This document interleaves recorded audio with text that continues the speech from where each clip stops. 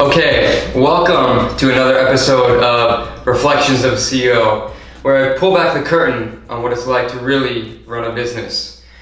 So, for those of you joining me by video, I am in my new home in Miami, just getting settled in.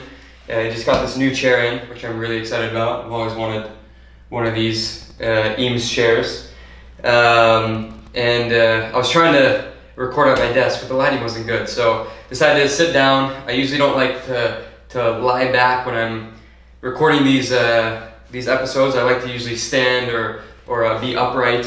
It's how I like to talk more, but today I'm trying something a little bit different because that's what we got with the lighting. So today's episode, I wrote down some notes from earlier this week. In my service-based businesses group, the Slack group that I run, which has a bunch of agency owners that are looking to break through the $1 million mark, and essentially I'm sharing everything I've learned on my path to growing Jacked, which for those of you that don't know is the agency that I started in 2012 and grew it to multi-million dollars in revenue. And over the past couple months, I've been running this Slack group where it's agency owners that want to get past the 1 million or whatever it is that they want to get to, and it's a way for me to share everything I've learned and help people along the way kind of skip all the mistakes that I made, or I don't even like the word mistake, the choices I made that led to me either losing money or not going as fast as I could have grown in hindsight. At the time, obviously I wouldn't have made those choices if I knew they were going to have certain results. And I'm just trying to give that out to people to help them accelerate, faster than I ever did, and avoid some of the routes that I took that just aren't as fast. So what's interesting though is a lot of the people in the group or a lot of the things that I'm telling people, whether it's like, hey, I wish I knew this at the time, or the suggestions I've been giving or whatever it is. The fun part is because now with Pulpo Group, which is the holding company I've formed, because we're spinning out new agencies as well, it's fun because a lot of the advice, or not even advice, it's the things I'm telling people to do, or that I wish I would have known, I'm at the same time applying it to this new business. So it's not just theory, right? Yes, it's learnings that I had from growing Jacked over the last 6 or 7 years. And it's not just looking back, oh, I wish I would have done this. I'm actually telling people, here's what I wish I would have done, and I'm actually doing it with Pulpo Finance, which is our latest agency, finance and accounting firm just for agencies. I'm literally living that advice again. So it's not only that I'm a current operator of a large agency and now obviously taking a step back, but we still own and operate that. Not only are we owning and operating that, but we're taking the same principles that I'm talking about in this group and live doing them, right? So I'm literally practicing what I am preaching, so to speak, eating my own dog food, and that's really fun, right? It actually helps reinforce it, funny enough, for me to make sure that I'm living everything that I'm telling people. Hey, I wish I would have done that, and then I'm doing it, and so that's really cool, I think, because I see a lot of people, and maybe you've seen this too. I've seen a lot of people online who either have never actually built real businesses and are teaching courses or whatever it is about business, or they're former business owners teaching about business. And it never really sat right with me, especially the people that have never built a business teaching about running a business. I just don't understand that whatsoever.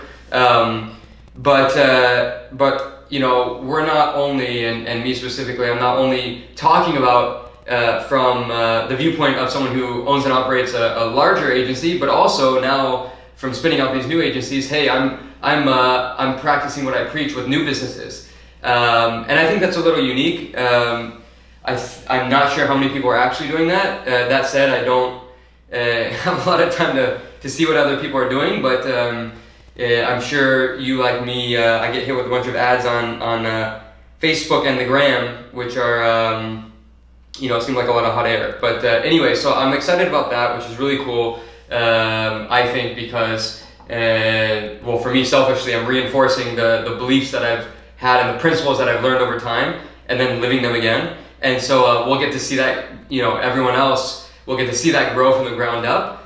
Something that I wish I would have done with Jacked 6 years ago when I started, was actually show that whole progression. Unfortunately, I just didn't didn't record back then, so don't have it. And I'm just checking my notes really quick, just because I jotted down some other things I wanted to make sure I covered. Oh yes, so at this point with Jacked, we have a lot of people, and I have a great management team, and I've gotten to step away a little bit. And now that we're starting this new business, Popo Finance, I'm excited because I forgot how much there was to lift businesses off the ground. Like, there is a lot to do. So it also helps me be in the weeds on this business, so to speak, because I get to be even more empathetic with people in the Slack group that I'm running, because once you start growing, you sometimes maybe even forget, what was it like in the early days, right? And how much you had to do, and it can be a little bit overwhelming. So putting myself back in those shoes to be even more empathetic to my agency owner community, I think is really cool as well. And man, there is just a lot to do, right? When you're starting out a business in the agency world, a service business, or really any business for that matter, especially if you're self-funded, you're kind of doing a lot. So it's learning how to do all these things, or learning how to really break off that time to work on the business so that you can build the systems and processes that are needed, and then hire the right people. It's a lot to do. So I'm excited about it. And in the early stages of a business, we're really early with Popo Finance. You're creating the offering. You're like, what exactly is the product offering? What exactly is the pricing model? How exactly are you going to sell this thing, right? And those are all things we're figuring out, and it's fun to try and figure all those things out. I'm very confident that and I know there is a need for what we're having, but the exact packaging of it, that's what's fun. You're talking to customers, you're trying to sell. I like to actually try and sell the thing, right? And we actually have 2 customers now. But that's how you learn, at least in my view. It's like, let me go out and talk to potential customers. Let me try and actually sell this thing. Let me see what the market is literally saying to me. People oftentimes are scared to even go out. Like, I need to perfect the product and perfect the service. No, just go out and try and sell the damn thing, right? Like, see if you can, how much you can get for it, right? See what's resonating with people. You need to get told no. You need to have face the objections. How do you know what objections you're even going to get unless you go out and try and sell the damn thing, right? So that's the way I like to do it. Let me go talk to 10, 20, 30, 40 customers and try and sell this thing. And then by that, I'll refine the product offering, right? It does me no good to try and perfect the offering and the service behind the scenes if I've never even tried to sell it. So that's my approach, literally, ground floor. You're going to see how fast we can build this thing up, but I'm doing things differently. Here's the interesting part. I'm taking everything I learned, everything that I'm giving everyone else, and now we're applying it. So what do I mean by that? Let me just give a couple examples. So one, I wish from day one I would have Jacked, in hindsight, right? Really taken a more focused approach on our target customer. So for example, as we were growing Jacked in the early years, we started offering different services. And when we started offering different services, what happened was you ran into a couple problems. And here's the problems when you start offering multiple services to different types of industries and different types of customers, right? It causes a lot of problems, right? You may think, and this is what I thought, right, back in the day. I was like, okay, I'm gonna offer this to this person and this person because I was like, I can sell it. I can sell this to this person and this to that person. And then I was like, wow, we're getting all this revenue. And I thought it was great. Here's where the issue becomes, right? When you start selling a bunch of different things, you then have to produce a bunch of different things, which means you have to hire a bunch of different types of people, right? And so what we ran into was, I'll give a concrete example, right? We started selling web applications and we started selling mobile applications to people. right? And the issue became that I had hired people as full-time employees that were web developers and then mobile developers. Problem was, the mobile developers couldn't do web development, and the web development people couldn't do mobile development, right? So you can kind of see maybe where this is going, is that it was great when we had a bunch of work for both, right? But here's what happens. Because they can't work on each other's stuff, I was essentially starting to run two different businesses, right? And what this means is that I had to sell two different products. So when these, the mobile developers had a shortage of work, then all of a sudden I had to go out and find more mobile development work, and then vice versa, right? And so I, as the one salesperson and one marketer, started having issues because I might have a ton of mobile development work coming in, but no web development. But that was a problem because then I was like, okay, wait, I need to stop. I need to go out and get mobile development, or web development. So even if we had a ton of mobile development, even too much, right? My business still could have been suffering because I was selling, because I had web developers who were underutilized. And for a service business and an agency business, having unutilized staff is a killer. So there's many different solves now that I've been doing this long enough for how to solve this, but and one solve is to have a flexible workforce and contractors, but I'm even going to touch that right now. What I really want to emphasize and what I'm focusing on is, hey, let's actually focus on one product, right? And this doesn't just happen when you focus on one offering and one target customer, right? You have a lot of efficiencies, both from the production side and from the sales side.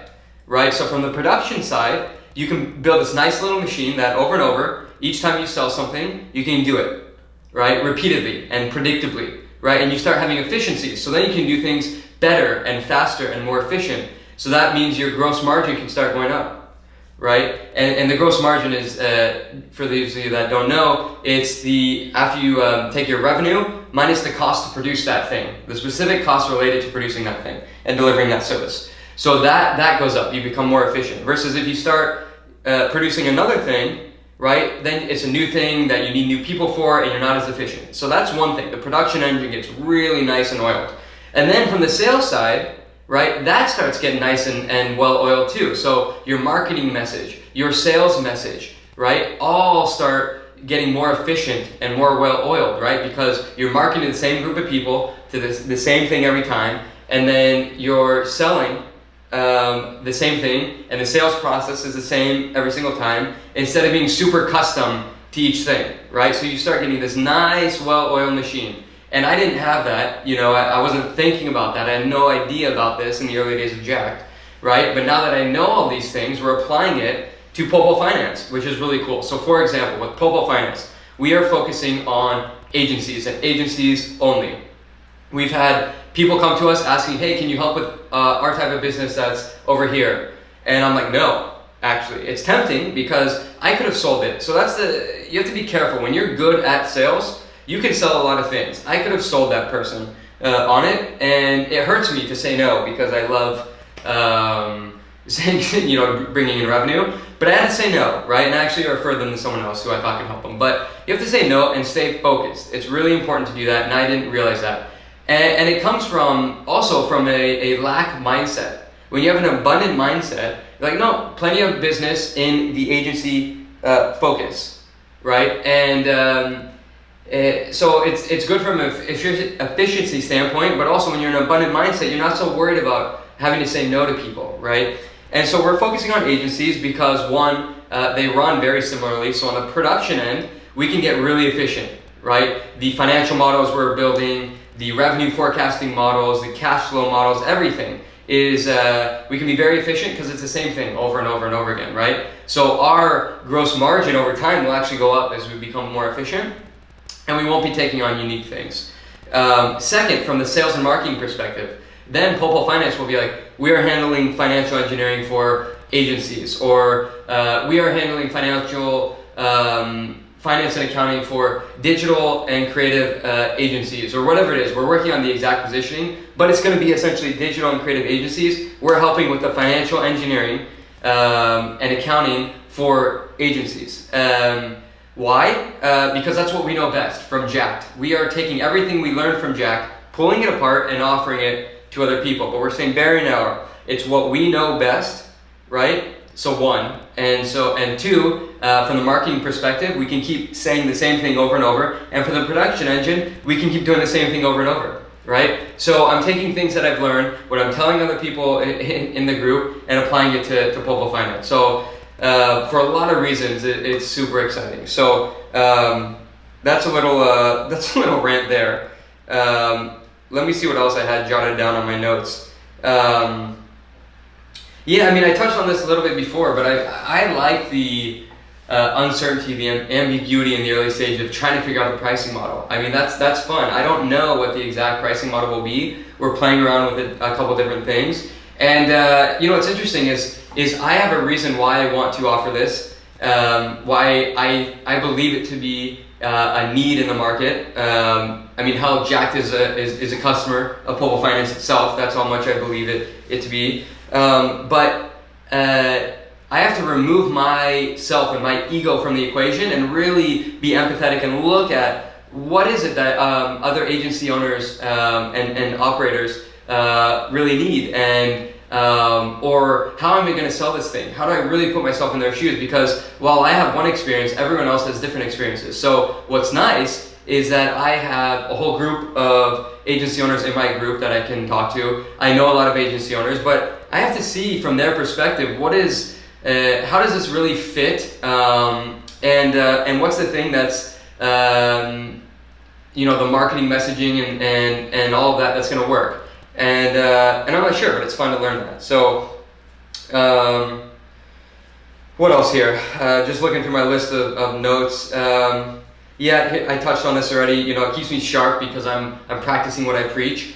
But yeah, I mean, that's kind of what I wanted to touch on, is that I think it's really cool. I think it's fun, and I just started realizing that more and more as I've looked through all the kind of tidbits I've told people or messages I've given people, is that this isn't just theory. I'm living it, and I'm excited to keep seeing how the things I'm telling people to do, I implement them again myself, right? It's not only things I've learned, right? These aren't theories. These are like real life stuff that it's not just I'm telling people and applying it. It's learnings from running my own agency, Jack, and not applying it to another. And and it's even further emphasized or made me realize how much of an opportunity there is with Popo and what I'm trying to do, which is build this foundation for agencies, so that when I spin up a new one, it's much faster, because there is a lot of legwork you have to do, right? And that's really my goal, is to support agencies, not just the only ones that I build, but other ones as well. And anyways, I'm really excited about all this. I just wanted to share that, put it kind of on the record in this podcast, because that's what I'm thinking. And yeah, so that's it. I'll stop rambling.